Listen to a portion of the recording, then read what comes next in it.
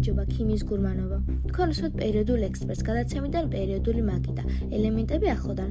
დღეს ჩვენ სტუდიაში ელემენტი, რომელიც იმდენად მსუბუქია, რომ ბუშტებს აშიუშვებს, მაგრამ იმდენად მნიშვნელოვანი, რომ მთელი სამყაროს შექმნის ისტორიაში მონაწილეობდა.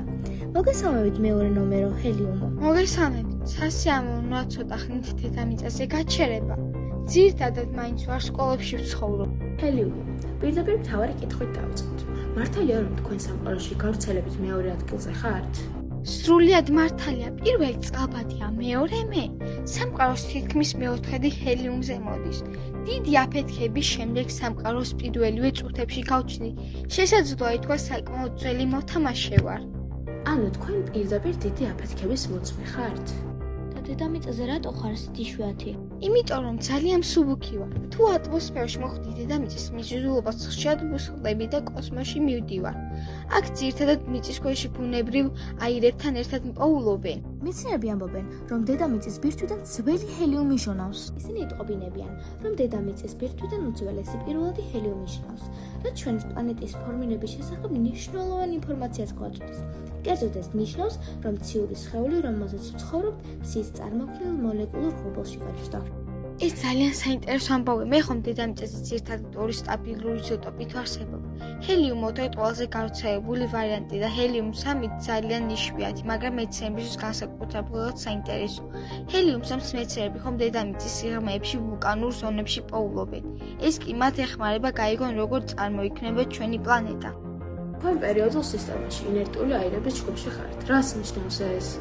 ეს ნიშნავს, რომ ძალიან მშვიდი ვარ. ქიმიური რეაქციებში თითქმის არ ვერთვები. არ მიყვარს ზედმეტი კონფლიქტები, აფეთქებები და ქიმიური დრამები. სხვები ელექტრონებს დასდევენ, მე უბრალოდ სტაბილური ვარ. მაგრამ თქვენს გარეშე თანამედროვე ტექნოლოგიების ნაწილი ვერ იმუშავებდა. არა?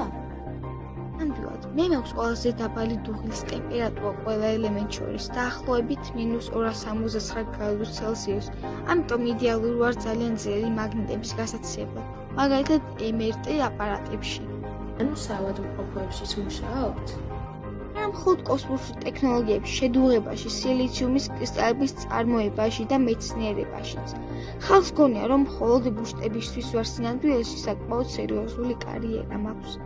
და მაინც ყველაზე ცნობილი თქვენი ტრიუკი ხმის შეცვლა. დიახ, ეს პოპულარული ამბავია. ჩემში ბგერა უფრო სწრაფად მოძრაობს, ამიტომ ხმა მაღლდება, მაგრამ ჩემი შესუნთქვა გასართობი ექსპერიმენტი არ არის. გასაგებია.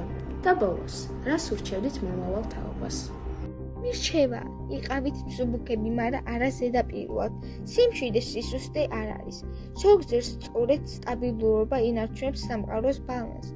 მე უხილავი ვარ, უსუნო ვარ, თითქმის არავის ვაწუხებ, მაგრამ მთელი ვარსკვლავები ჩემზე მუშაობენ.